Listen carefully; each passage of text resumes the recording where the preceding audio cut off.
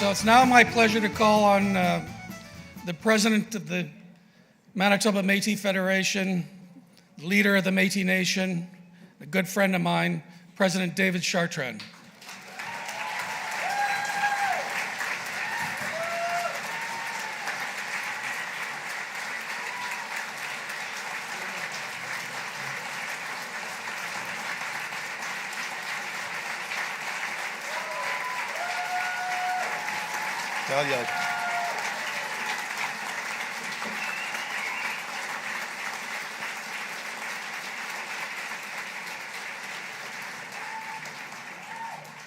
You know, it's such a great feeling, and Minister's absolutely right. I can't get rid of my smile right now.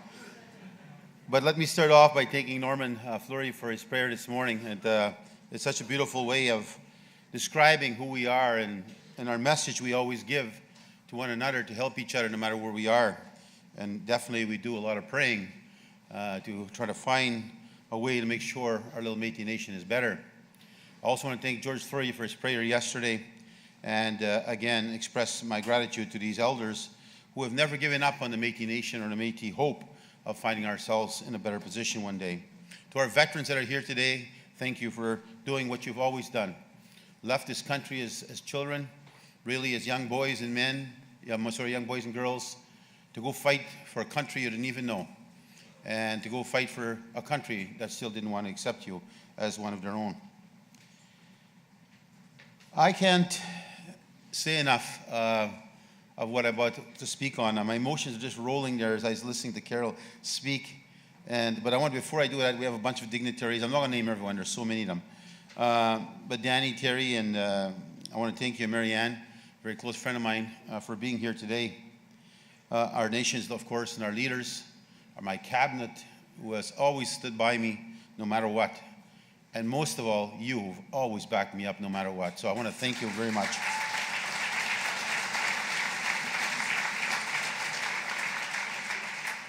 And to our youth that are here, there's 160 of them from all across the province. They are going to be our future leaders. You've seen Brad on the video, and he did a superb job. He's going to law school. And there's many like him that we can really know that we have a nice, strong, very smart young leadership coming behind us that's going to take the realm when they decide to retire me into the pasture.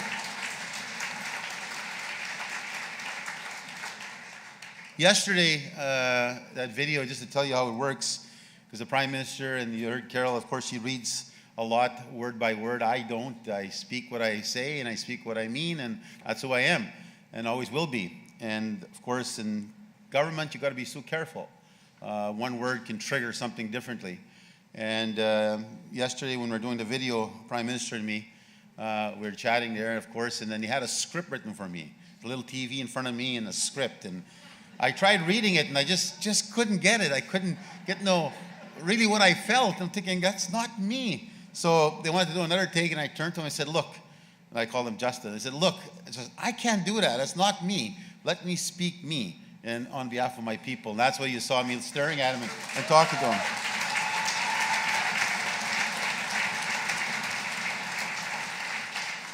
And he's tall. Trust me, I got to look up. You see my head is looking up all the time, man. Skinny but strong, trust me. But it is true. You know me, and my mom raised me a certain way, and today I was just thinking about my brother. I just think, people don't realize how many people have fought to get us here. The emotion. Big sack, huh?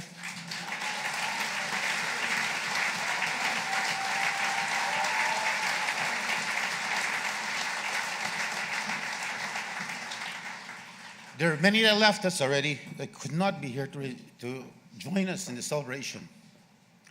The reason why I'm so emotional, because all my life I fought for a cause.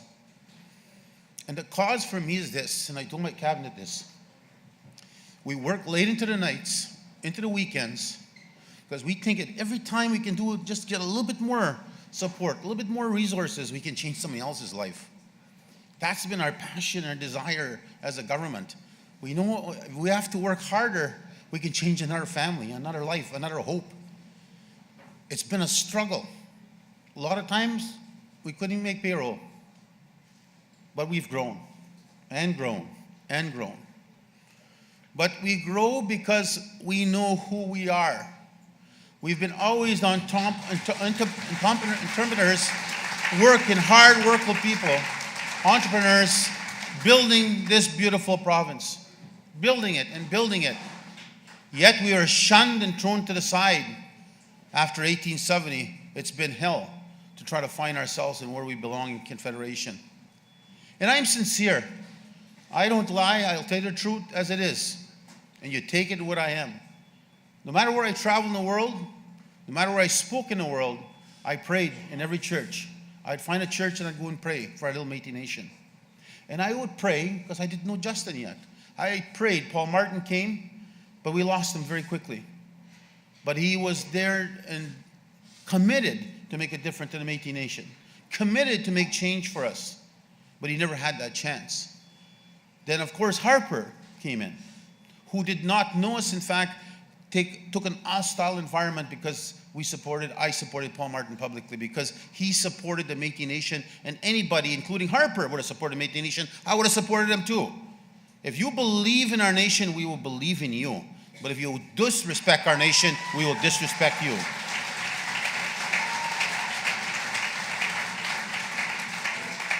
I prayed vigorously for a leader to come, and we hoped that we can survive that time frame. I remember very clearly, and I'll never forget, after we won our land claim, how much Clement and I were walking down those steps. And the pride that was just leaking inside of me, just pouring, that we got justice. We won. You know, we finally got justice. We finally won. We were scared. Trust me, I was a leader scared. I don't show you my emotions. Only sometimes when I get going, but I'll never show you fear. And I was scared many a time. And so was my cabinet. Would we have the resources to keep on paying our lawyers? We made a promise to the people in 1997 when I took over. I said, come hell or high water, I'll take this all the way to the Supreme Court of Canada. And no matter what happens, we will win, I said, because we will have the chance to tell our story to the world, what really happened to us and why the Métis are the working poor. Why is the Métis treated the way they are today? Why is that happening to us? This case will tell the story that has never been told in this country, and it actually did. It began to look into the archives of this country and saw the complete harshness this country had treated us on. Women were raped. Women were abused. Men were killed. Children died because they had to flee their homes. That's what this country did to us. It took away our economic opportunity. We are the richest, most powerful people in this province. If you look back in history, there was 12,000 people living in this province. 10,000 of those people were your people, us. We dominated this province. It was our province.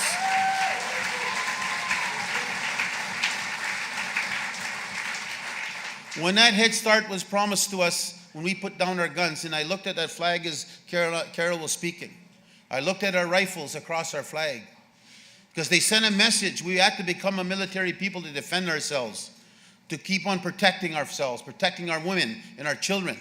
We had no choice but to become military.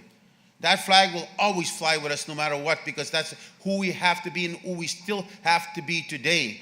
We must be the defenders. We must, if necessary, take any force we have to. We will allow no one to disrespect our people. So when I really said to Trudeau there, and I looked at him and went right from my heart, I meant what I said. Will we ever have a leader like him again? I am not sure if we ever will.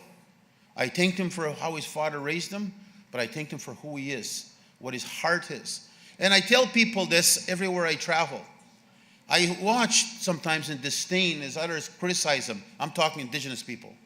I've seen him in an annual assembly of the First Nations, where, let's not forget, the first budget he introduced, $8.4 billion, and 100% went to First Nation people, not 1 cent to us. I was sitting in Parliament watching it, and he kept on looking at me. I was wearing my other jacket, not this one.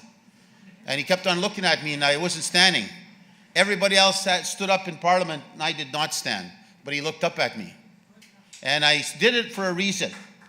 Not that I didn't have faith in him, respect in him, is I had a hard time standing up to show appreciation for somebody that was going to get it all and we were going to get nothing. So when I went to see him after in a private session, I said to him, and he said this to me, and I'll never forget this. And trust me, I believe in this guy, and I would take a bullet for him. I said to him, he said, "How did you like the budget?" I said, "Let me tell you this. I want to applaud you on the budget for helping our senior citizens in this country, because he increased the revenue that senior citizens should receive in Canada. I want to applaud you on that, because that'll means our senior citizen will benefit from that.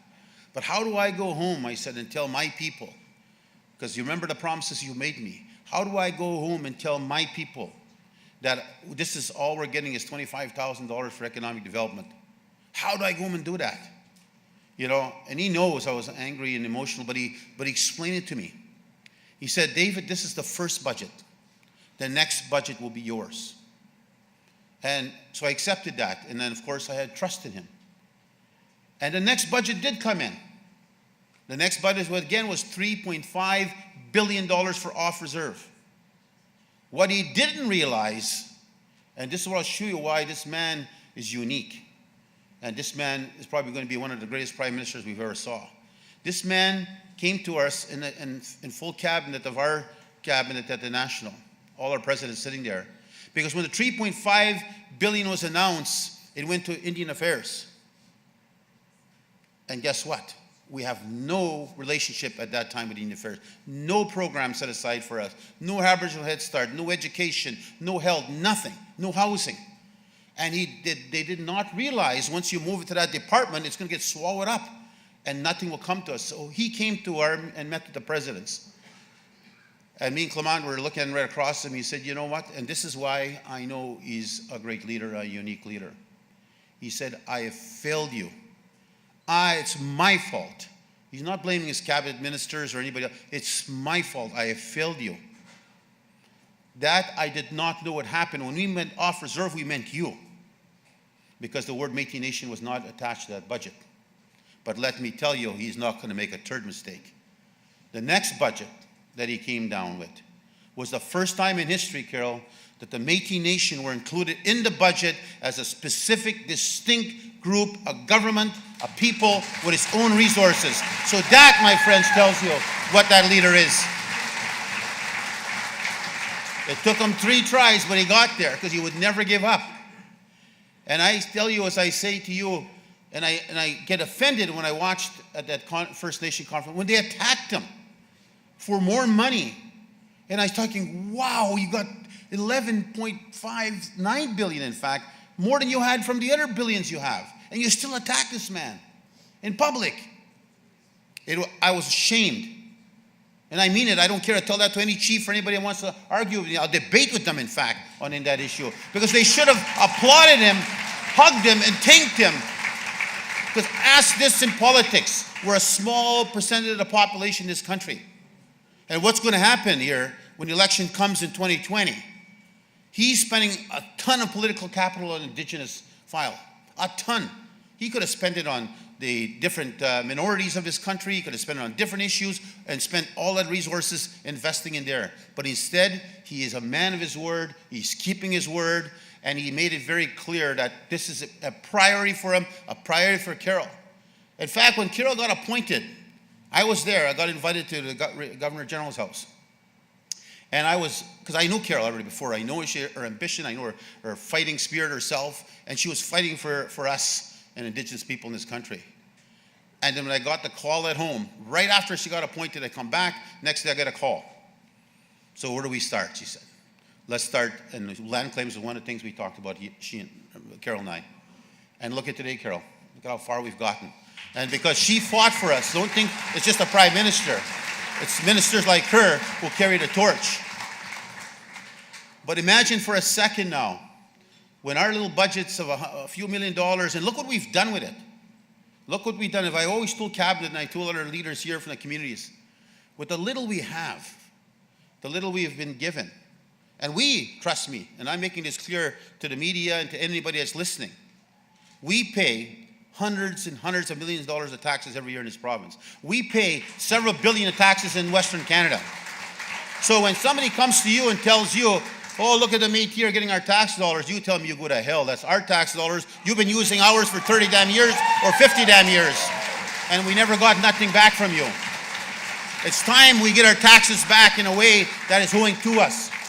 You robbed our economic futures. And I told you this before, and I'll tell you this, there is not the best example I can give anybody when you negotiate this agreement. And we are going to negotiate this is just we use the Prime Minister's words and my words, a modest payment that we're getting 154. Well, that's sure as hell not a modest to me. It's a hell of a big check, a lot of zeros. But for what they robbed from us and what they took from your ancestors, your great-great-grandparents, they stole their future. They stole their economic, not just their land. They stole their economic future. There's a lot that has to be dealt with in this country yet to resolve this issue. And I'll make it very clear to them. The message is clear. The Mennonites, for example, got less than half the land we got. And today, because nobody pushed them, nobody attacked them, nobody burnt their homes, nobody chased them away, they were allowed to live as a community as we should have. They're the richest and most powerful people in this province, and we all know that. Just imagine that was your ancestors' right. That was their destiny, and they stole it from them, and it'll never happen again as long as this government stands. I'll show you that. Never.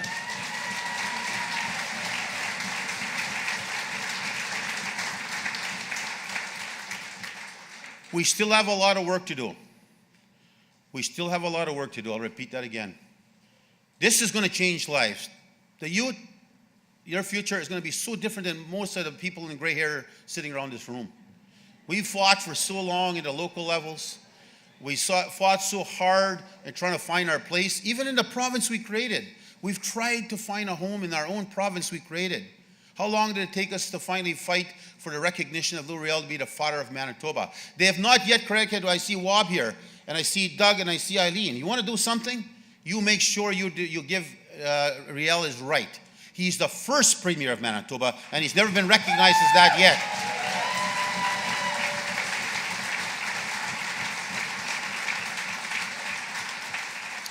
We got a ways to go, however. We got lots of development to come. I want to tell you, Caroline, I told this to the Prime Minister, and I'll tell you this, because I owe her. I owe her as a leader that never gave up, but I owe her this way. The support that she has given us, the fight she has given us to ensure that we get our due justice as the beginning phrase of our futures where we're going. I told the Prime Minister this, I will not operate like others who have given money. I will watch and manage every penny, but I will make sure, I'll tell you one thing, I will create jobs. I will create jobs in our villages that have been lacking and missing for so damn long. I'll give you a good example. When Canada announced, and this is an example for INAC, where they failed to miss the opportunity, and it's not a criticism, this has been going on for decades. And the province, the same way. Province is no different. They do the same damn thing. When they issue out these sort of tenders, they issue them in a way that the First Nation, the Métis, can never grab them. They're too big. They're out of their reach. Then they ask themselves, how do we create economic development for the First Nation and Métis people? For crying out loud, you have an opportunity with housing. Why didn't you break it down in a tender system so that we can create jobs at the local level so our contractors can afford to do these damn jobs and create their own create opportunity for their family? That's such simple math. You know, it is important that leaders understand, don't take the laziest, easiest route. Just tender around 150 units out there, 10 or 50 units or 20 units. Go tender it out. Let them bid, whoever's going to bid. Well, sure as hell ain't going to be us. Our contractors don't have the bonding. They don't have that kind of resource or capital to bid on that contract. So this is going to be different. I've expressed there's different things happening. We've got, and I've been fortunate enough, Clement has appointed me to lead the negotiations. I led the negotiations for ISET, which is the training dollars for our Métis people in the prairies. And we negotiated $625 million with Canada, and I want to thank Canada for that one too. $625 million set for the next 10 years for our people. Clem was very pleased when I come back with the news about how much we negotiated. The second negotiation we did is housing. We negotiated $500 million in housing, and then again, Manitoba gets its share from there. Then we negotiated on Monday it took us some time to get there, 450 million. You had those numbers, you're at $1.6 billion nearly already. And you got health and education and all that Carol and the rest of them are working on, and those announcements are just around the corner. And I can't wait to see the changes that's going to happen. Just imagine, I said yesterday at the Women's Conference, you know, if you look at our training dollars that we invest in our communities today, we have a budget of, I believe, 12 to 13 million. First Nations got a budget of 37 to 40 million. They outnumber us by far and probably 3 times the amount we get, or 4. But let's let the measuring stick prove the point who's successful. We are ranked the best in this country as the Metis, as the MMF. We create the most jobs and the most interventions and most back to school in this entire country per capita. It shows how successful we are. But it tells me this, and I was very proud of the statistic. As you all know, I'm a mama's boy, and I always will be a mama's boy. My mom passed on, but I'm still a mama's boy and always will be one. And we're a maternal nation. And as men, we sometimes take advantage of our women because we let them worry about taking care of the kids, let them take care of the house, and then at the same time, hoping one day they'll have a career if they have a chance. And it's changed, and it's changing fast, and I'm so proud. I know Carolyn asked me somebody's data once in a while. Our statistics show right now that in all of our training that we spend $13 million a year on, over 50% of the trainees today are women. Isn't that powerful? Are women.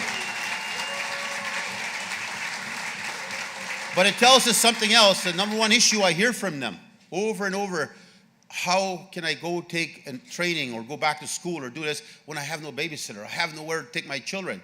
I'm depending on my family, but they too want to create jobs for themselves. So when this announcement came, Carol, that 450 million, I know, and I said, I'm going to be a little bit selfish on this one.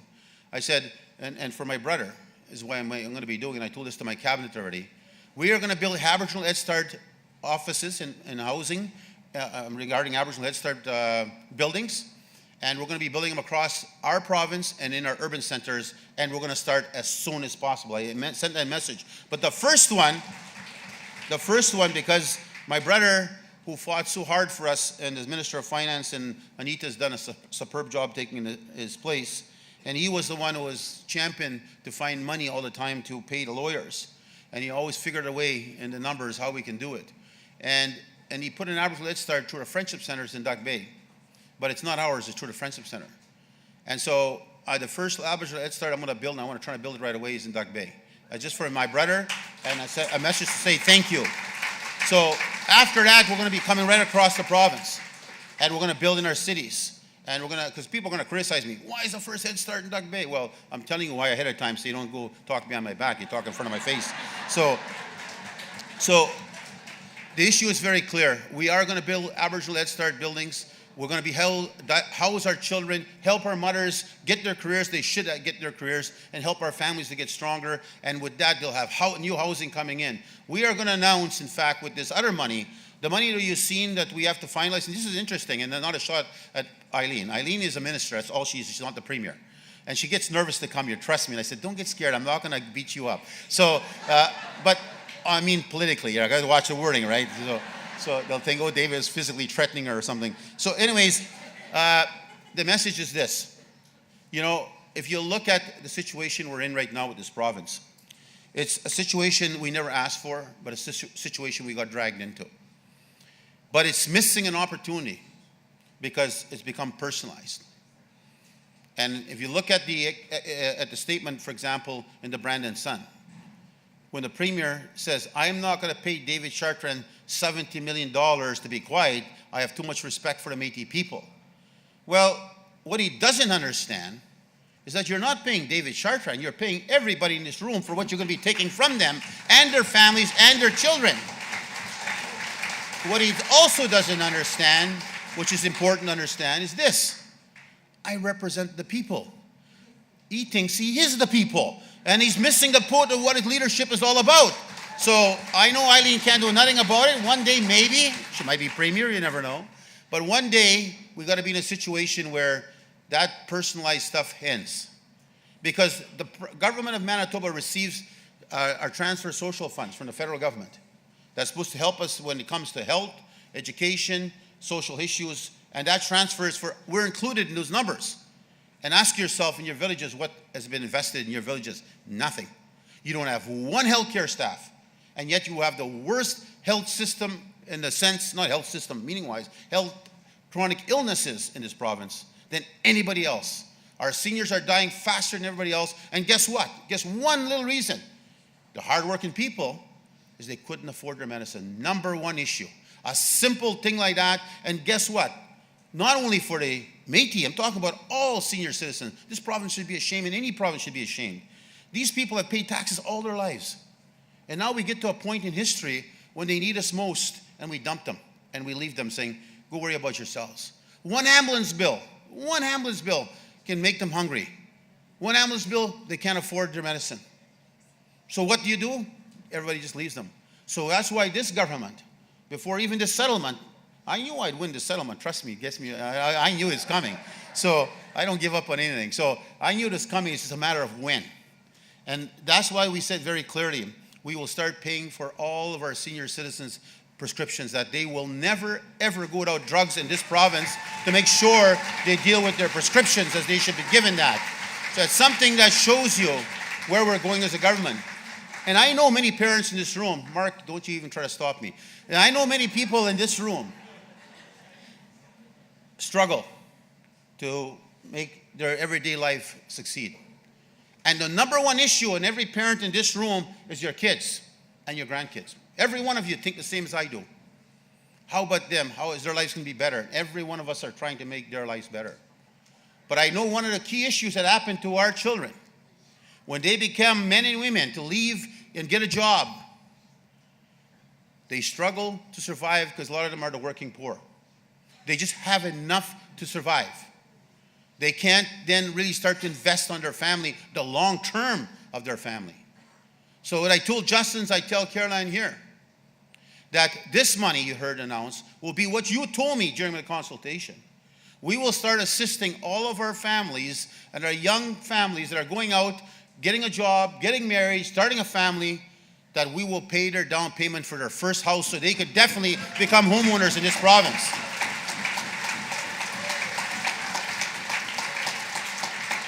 The number one issue you told me also is that we have to take care of our elders. Minister Will Goodon and I will be announcing, and I've already given them direction, that we'll build 100 senior homes in this province. Every one of them will have a greenhouse attached to it so our people can still garden and eat fresh vegetables. We will build them all across this province, and that's just the beginning, my friends. And we will use a lot of our community contractors. I'll be introducing a friend of mine, Joe Ning was here, who has been a friend of mine for a long, long time. And he's an engineer. He has 300 engineers working for him. He's going to be helping me put together the most efficient, most energy efficient homes. But all of the local work will be done in the local communities because I want to create jobs at home. I want to make sure that you have a job. I want to make sure that somebody in your family has a job. Those are just the beginning of all the new changes that are coming, and there's more and more and more. And I also want to show you, I was speaking yesterday not only to the Prime Minister, I also went and spoke before an all-parties Veterans Committee. And I made it very clear at that place how this country should still be ashamed.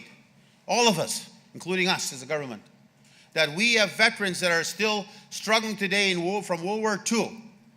And they're the only ones in this country that's ever been and never been settled with. First Nations got a settlement of $20,000. Chinese and Japanese got a settlement of $20,000 to $25,000. The non-Indigenous people have always been allowed to get in, and some of them, a majority of them, have gotten services from Canada. But when our veterans came home, broken, some of them with no arms and legs, but broken mentally because of what they saw and what they were involved in. When they went to ask for help, they were told, go back to your trap line. There are, in many stories, I seen them cry and I cried with them. When they were telling me the story, I couldn't believe that's how the treatment was, but I'm sure there was a lot of racism at that time. And clearly, it was such an unbelievable position that it was allowed to happen. And today, the new millennium, we still have not settled that issue. We are, with Minister Seamus, at a close edge of that process of settlement. It's just right this close. And I know Caroline will be making sure that happens in Cabinet. We are working towards a settlement, but I'll tell you this. I'm not going to wait, I told the government, because it's a long process. Not that they don't want to do it. It's a long process in finance and all the rest of the stuff you got to do, Treasury Board. But there's only a few handful of veterans still alive today, World War II. Just a handful. And I think I told them, yesterday I said, I think yesterday was Friday, Thursday when I was there. I told them, you know, how you feel, how are you going to feel, I said, when you decide to come out, all of you, Conservative, NDP, and Liberal in this room, to come out and say to the Métis veterans of World War II, I'm sorry, and they're all gone. How the hell do you think you're going to feel in your heart? Tell them you're sorry right now while they're still alive, and deal with them while they're still alive, so at least you could have some honor in this country that we respect these veterans. I told the story of Frank Goodon, what happened to him as a prisoner of war in Jonah Beach. But I also told him this message, and not to be critical of this sitting government, because I support the work that Justin's doing. And I know I'll get that settlement for the veterans. And I want to get it before 2019. So I know she's got to leave to another function, but this is what I'm going to say here, and I'll close off. This government, this Métis government, as searching for all the World War II veterans as we have in Manitoba, and as I said, there's just handfuls. This government will announce that we will pay them the $20,000 before they leave this country, this world, so we can show them our great honor and our great respect that the governments of the past have yet to settle. So we will do that as veterans, to our veterans. We will make sure they're honored as they should be honored, and the Federation will give a check to those $20,000 to each of those veterans that are still alive. We will show them the honor they deserve and the honor that should have been given to them a long time ago. And we will tell them very openly, we are sorry and we apologize. So my friends, the day is anew. There's greater things coming, greater opportunity. I thank my cabinet for all their hard work. I thank my wife for standing up and being beside me no matter what, and helping me throughout these hard times and difficult times. She sees me cry at home. And I cry, I'm not ashamed to say it, but you want to take me on, you trust me, these hands are tough, boy. So, remember I used to be a bouncer at one time, so I'm pretty good with these things. But anyways, that was the old days. I'm getting old and I still think I'm young in my head, right? So, but a lot of times, you know, the hardest part, and Caroline could probably tell you this, when you're in charge, when you're the leader, sometimes you think you should have all the friends around you and a lot of places you get people you can talk to when you have hard times. But I'll tell you, sometimes it's the loneliest place to be when you're at the top, because you have nowhere to go. And you can't show your emotions, you can't show your fear, you can't show any of these things. You can't show that you're worried, because then you'll put your people in a position of worry. And you can't show those things. You've got to be strong in front of your people always. And trust me, we're human. Carol and I, I'm sure she shed a few tears herself many a time, just like I have. And again, if I can guarantee you that you will give your cabinet the MMF support, we will continue to change your lives forever. And this modest payment, as I said, you take home to your Prime Minister and to your cabinet, that Métis will show this country and show your government that not only will we create change in people's lives, we want to change people's life in a way that's never been seen before in this country, where we will use our resources to create jobs and change and put better health system, education system, and invest into our young people to go to university and schools. Those things are coming. The future is changing. We finally are home. We're back into Confederation. They left us the table in 1870. They're back at the table in 2018, and our lives are going to change forever. So thank you very much.